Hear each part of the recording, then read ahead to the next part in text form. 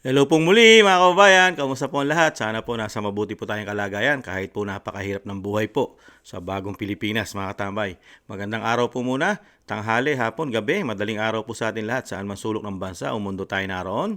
Naway maingatan po tayo mga kababayan. Samahan niyo po ako, komentuhan po natin ito. Ito pong napaka-popular po ngayon. Ilang araw na po o linggo, talagang pinag-uusapan po at talagang busy-busy po siya sa mainstream media mga tambay. Pati po ang partido po ng PDP Laban ay talagang may sinagot po siya. Sinagot niya po ang issue raw po doon sa PDP Laban nila na ang ama raw niya po ang nagtatag at siyempre siya daw po ang bumuhay nito mga kababayan. Ang tanong po natin nasa PDP Laban po ba kayo? Ano pa ba ang pinaglalaban pa ninyo sa ating bansa? Nakikita niyo po ba ang korupsyon sa ating bansa para ipaglaban katulad ng PDP na sinasabi nyo? Nasaan na po ba kayo, Senator Coco Pimentel? Tanong lang po ni Kamanong. Kayo po ba'y lumalaban pa sa kahirapan, sa korupsyon, sa droga, sa krimen? At inilalaban nyo rin po ba ang ating bansa sa kahirapan? Nahandun po ba kayo? O kayo lang po ang nagiging matagumpay sa buhay? Hindi po ang Pilipinas at ang mga Pilipino. Nagtatanong lang po. Pakinggan po natin si Senador Coco Pimentel kung paano niya po sinabi na mga sinagot po na mga gago daw po. Sir, nag-release po ng statement ng PDP Laban just an hour ago. Dinedenounce po nila yung use nyo raw po ng party name doon sa letter sent to SP Cheese. If I may read, Pimentel no longer has any legal or moral right to use the name PDP Laban because the COMELEC has ruled the finality on March 23, 2023 that the group led by PRRD is a true and legitimate PDP Laban. Therefore, only the group led by Duterte has the right to use the party name. Sir, kuha lang ng reaction niyo po. Thank you. Yung kaso namin sa COMELEC was about the leadership of the party.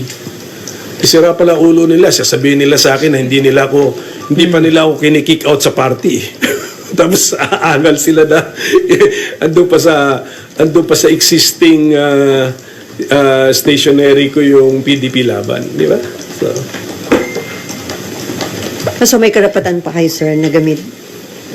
Well, under dispute pa yung Sa Supreme Court? So, yung decision ng COMELEC na sila kusi naman ang nagwagi, under dispute pa sa Supreme Court. So malay natin, marireverse pa yan.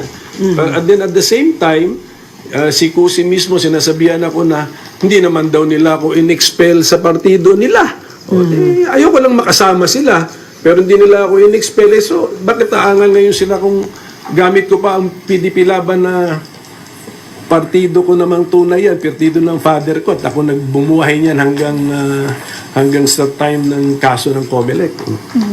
Sir, sinabi rin po nila na refrain from misusing the name PDP Laban and misleading daw the Filipino people about your current party affiliation kasi daw po nag-transfer na kayo sa nationalista. Well, yung nationalista certificate of nomination ko, that was with the National Assembly kasi kami ng PDP Laban ko yung wing ko, yung faction ko pa, yung originals. Nag-National Assembly kami and they gave me permission as well as si Senator Manny Pacquiao na for purposes of the May 2025 elections, we can use another party's corner. So lahat po yan anticipated na namin yan, lahat po yan na-covered na po namin. So Kaya mga tambay, ang napakabuti at napakagaling po na senador ng ating bansa. Napakarami pong achievement na gawa ang isang senador mga tambay. Ito po ay nasa minority po to, wala po sa majority to. Ito po ay tumatayong oposisyon po sa Senado. Pero ang tanong nga po ni Kamanong at ng sambayan ng Pilipino, nasaan na po ang pagiging oposisyon? Meron po ba kayo nakikitang mga anomalya sa bansa? Lalo po sa kaperahan? Ang kaperahan po ba ay naiimbestigahan nyo man lang? Natututukan nyo man lang ang pera ng taong bayan? Na trabaho nyo na paglingkuran ng taong bayan at protektahan lalo-lalo ang pera ng bayan? Dahil sa inyo nang gagaling at kayo gumagawa ng pagbabudgeting sa mga ahensya ng gobyerno. Ano na po nangyari mga kabayan? Ano na po? ipaliwanag niyo po sa taong bayan kung bakit po hindi po kayo nagsasalita at hindi po kayo umaaksyon sa mga nangyayari po, lalong-lalo po sa BICAM na kasama po kayo ron. At sinasabi nyo nga, pumirma yata kayo o hindi kayo pumirma. Alin sa dalawa yon, di ba? At nasaan na po ang sagot po ninyo at investigasyon nyo, Senator Coco Pimentel? Kasi ang nakikita po kasi ng taong bayan sa inyo ngayon, wala na sa puso nyo o paipaglaban yung sinasabi nyo PDP laban. Kasi po ngayon nakikita po yata ng taong bayan sa inyo, Senador Coco Pimentel, kahit po saan pwede na po kayo. Pwede na po kayo maging pink, pwede na po yata kayo maging dilaw, at pwede na rin po kayo maging pula, at pwede na rin po kayong maging berde. Kahit saan po pwede kayo, pwede maging blue. Yun po nakikita po sa inyo ng taong bayan ngayon. Dahil nga po yung ama nyo na nagtayo kanyo o nagtatag ng PDP laban, talagang pinaglalaban po nila ng inyong ama ang talagang hindi magandang ginagawa, lalo ng mga mandarambong at yung mga sobra sa kapangyarihan na ginawa ng dating Pangulong Marcos Sr. na tumagal na mahigit 20 taon sa panunungkulang bilang presidente na nag-declare pa ng martial law, talagang pinaglaban ng inyong ama yan. Pero sa nakikita po ng taong bayan ay hindi po nakikita sa inyo yata ang pinaglalaban ng inyong ama. Dahil po mukhang nabubulag. Di kaya nagtatanong lang po ang taong bayan. Kayo po ay nagiging bingi, pipi at bulag po sa nangyayari po, lalo po sa korupsyon na sinasabi po mismo ng Vice President. Ang korupsyon po ay laganap na laganap po sa bagong Pilipinas. At ganun din po sinasabi ni dating Pangulong Duterte, Senator Coco, ang korupsyon ay puro istapa ang ginawa sa pera ng bayan, Senador. At ganun din po si Atty. Vic. Nagmumula raw po ang napakalalaking korupsyon sa bansa ay sa inyong institusyon daw po at sa institusyon ng Kamara ng House of Representatives. Pero nasaan po ang pagiging PDP laban natin? Nasaan po ang pagiging oposisyon natin na balansehin? Dapat po, di po ba, kayo ang bumabalanse, lalo ang anomalya, korupsyon at hindi magandang ginagawa ng pamahalaan, lalo pag nakaupo na ito. Pero wala pong balance, check and balance po pagdating po sa inyo. Kasi dalawa po yung opposition dyan Dalawa po sila ni Senadora Risa Hontiveros. Nasaan din po si Risa Hontiveros? Nagiging bulag, pipi at bingi rin po sa nangyayari po sa ating bansa. Pati issue ng Pangulo, kinalilimutan na po nila. Wala silang ginagawang investigasyon.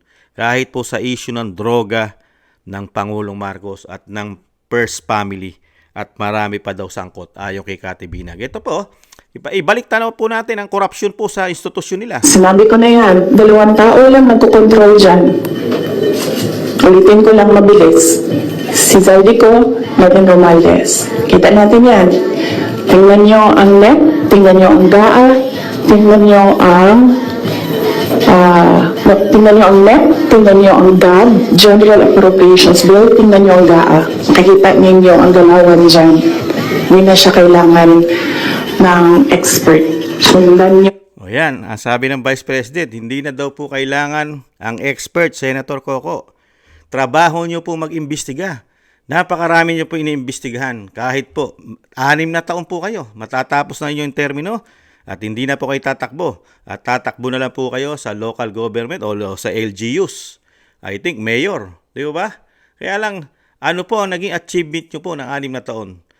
Meron po ba? Nagtatanong lang po ang taong bayan.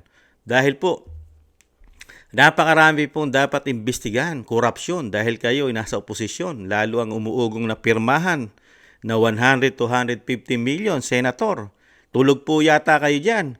Kaya po ano po sasabihin ng taong bayan sa inyo, di umano? Sino ngayon ang gago? Sino kaya ang lumalabas na gago? Senator Pimentel. Senator Pimentel, sino po lumalabas na gago ngayon? Pagka ang taong bayan po ang nagsabi po, di umano sa inyo.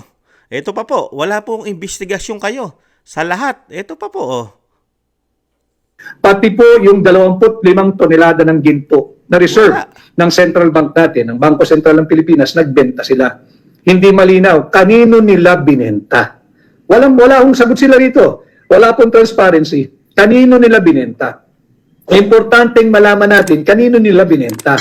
Tama. At magkanong halaga nila binenta. O magkano man ang bentahan dyan, per ounce, per kilo, per ton. Kinakailangan alam natin. Dahil baka naman nagisa na naman tayo sa sarili nating mga mantika. Yung O yan, ginigisa ang Pilipino sa sariling mantika. Pero po kayo, Senador Coco Pimentel, tulog. Tulog kayo sa mga anomalya, korupsyon ng bansa. Ano po nangyayari? PDP laban. Itinayo na inyong ama. At nakapagsasalita pa kayo na gago.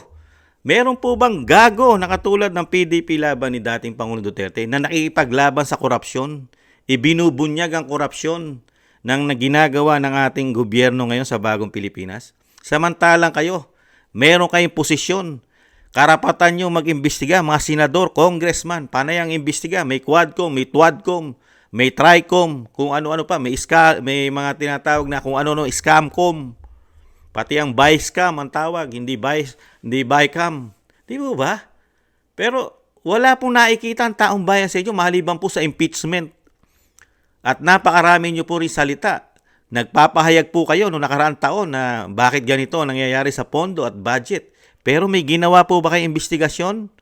Katulad po ng inyong kasama sa oposisyon na si Risa Hontiveros? Meron po ba?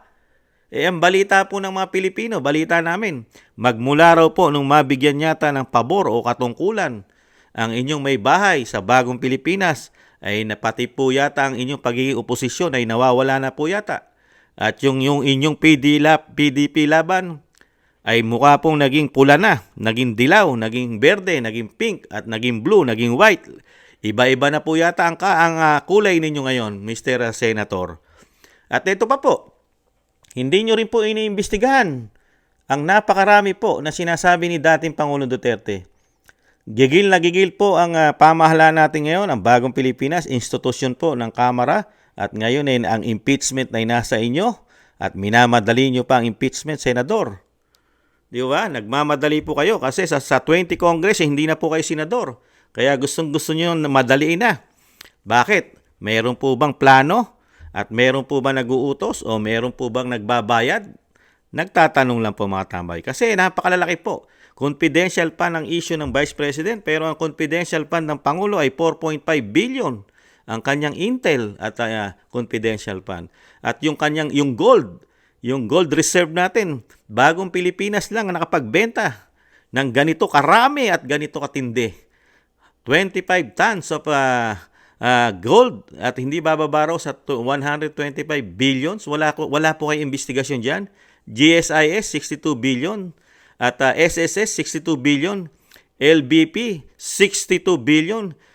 DBP, 62 billion. PDIC, 117 billion. PhilHealth, 89 billion. Flood control, more than 500 billion. At napakarami pa kasama ang ating investment na ano na kaya nangyari doon sa Maharlika Investment Fund. Wala kayong investigasyon? Wala.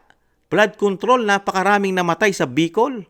Mahigit 200, hindi bababa sa 200 mga Pilipinong namatay dahil sa kapabayaan ng gobyerno sa mga proyekto na hindi malaman kung meron o wala. Flood control. Di ba? Nasaan po ang isang Coco Pimentel na lumalaban sa anomalya, sa korupsyon ng gobyerno? Nasaan na po kaya ang senador na ito? Tahimik na tahimik. Magmula nang umupo ang bagong Pilipinas, wala na pong oposisyon ang Senado at ang Kongreso. Sa Kongreso, sino lang po doon? Siyempre po ang anak ng Pangulo na si Pulong at yung party list ng Duterte Youth at yung mga congressman na talagang hirap na hirap sila dahil kontrolado sila ng tinatawag na tambaluslos doon. At nakapagtataka, sikat na sikat po kayo ngayon sa social media at sa mainstream media. Pero yung nahandon na gumagawa ng anomalya daw ayon sa Vice President na tambaluslos, ni hindi man lang niyo iniimbestigahan at nananatiling tahimik ito. Hindi ba kayo nagtataka?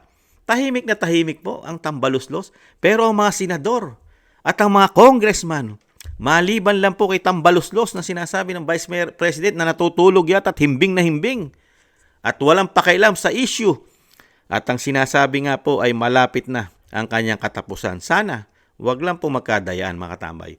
nakakaano lang po, no? PDP Laban, nakapagsasalita pang senador ng mga gago at talagang tatay niya raw po ang nagtatag ng PDP Laban.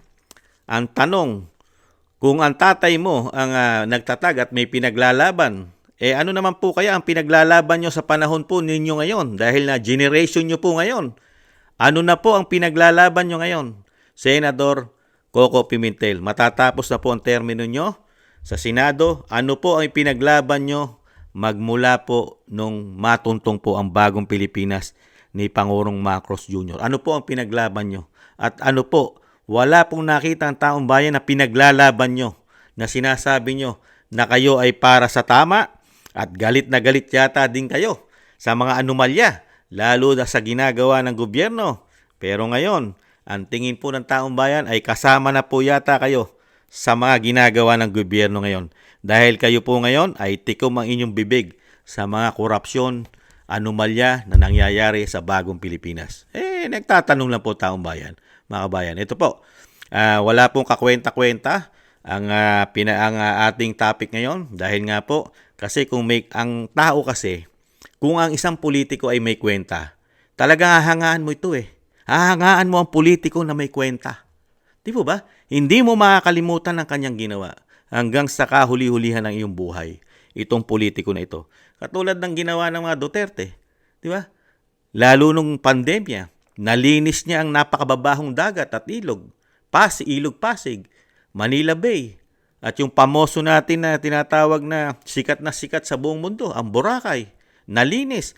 Napakaraming nagawa. May pandemya pa. Meron pang mga terorista na sinakop ang Marawi. Bagyo, lindol, pagbaha. Hindi kumakamot ang ulo ng Pangulong Duterte noong mga panahon na yun. Hindi niya sinasabing ano gagawin natin. Lahat nagawa niya na solusyon. Pati ang proyekto, sabay-sabay. Sa dami ng problemang ginawa na dumating sa kanyang pamamahala, lahat pa rin ay nagawa niya na solusyon. At napakarami pa rin niya nagawa. Pero never itong ikiniredit at never itong nakita ng mga mainstream media. At lalong-lalo na mga kritiko nito. At lalong-lalo na siyempre ng mga pulpol politiko at mga korap na politiko. Dahil hindi nila magugustuhan ng mga Duterte dahil hindi sila makakorap. Katulad na nangyayari ngayon, unlimited yata sila. Dahil wala na pong lumalaban sa korupsyon ngayon. Wala na tayong nakikita na lumalaban po sa korupsyon sa bagong Pilipinas. Mula sa baba hanggang sa taas ay may korupsyon. Nagtatanong lang po, Senador Coco. Kasi si Senador Coco, wala sa oposisyon yan. Si Risa Hontiveros, wala tayong nakikitang mga investigasyon. Napakaraming pumuputok na korupsyon. Wala, tahimik sila. Nakatutok lang sila sa impeachment. Sa war on drugs, EJK, mga kabayan, kay Vice President Sara Duterte. Siyempre, nakatutok sa dating Pangulong Duterte. Ganyan po. Ito po mga tambay, ito po ang aasahan natin, makapagbago po ang makapagbigay ng matitinong batas at pakinabang po sa ating batas. Lalo po ang sinusulong ni Atty. Vic na talagang gusto niyang maging batas ang bitay para sa mga korap, magnanakaw sa gobyerno at syempre po sa mga drug lord at na kung ano-ano pa na talagang kailangan po ng batas na ito. At syempre po ibababa niya na po ang penalty o sinasabing yung sa anti-corruption na sinatawag na 50 million yata, anti-money laundering, at kung ano pa, ay talaga ibababa niya yata ito sa 1 milyon na lamang mga tambay. Dapat po, at syempre po, ay isa sa batas po nila, sana matupad ang drug test po para sa mga politikong addict mga tambay. Kailangan po yan. Ayan po mga kabayan, ang ating PDP, at syempre po, isusulong nila ang batas na ang ating minimum wage at syempre po ang kita po ay pagpapare-parehasin na po nila. Ang sweldo po sa Metro Manila o sa NCR o sa Luzon ay ipapares na po sa buong Pilipinas, Luzon, Visayas, Mindanao. Napakaganda po yun. Kasi ang presyohan naman po ay talagang napakatatas kahit sa probinsya. Di ba? Ayan po mga kabayan.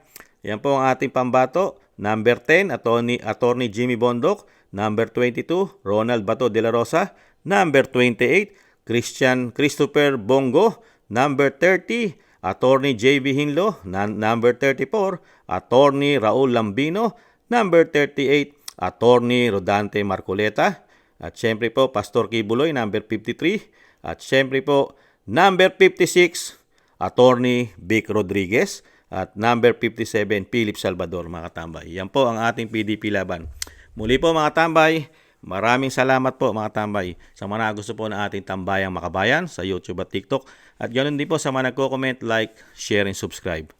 Mga kababayan, konting tiis na lang po mga kababayan. At least, nalaman po natin ang tunay na karakas. At nakita po natin sa 19 Congress, sa Bagong Pilipinas, ang mga politiko, kung anong klase talaga silang politiko. Kung gaano sila kasakim, kung gaano sila kabalimbing, kahit ano gagawin, basta lang po sa pakinabang, ang paninindigan ay mawawala. Kahit sinasabi mong ikaw ay palaban, PDP palaban, nawawala po yon. Dahil yata sa kulay. Mga kababayan, konting taste na lang po. Malapit na pong dumapo ang Agila ng Mindanao, mga katambay. At syempre po, malapit na rin po silang hindi natin makita sa 20 Congress, mga kababayan. Salamat po. Ingatan nawa. Bye-bye. Paalam.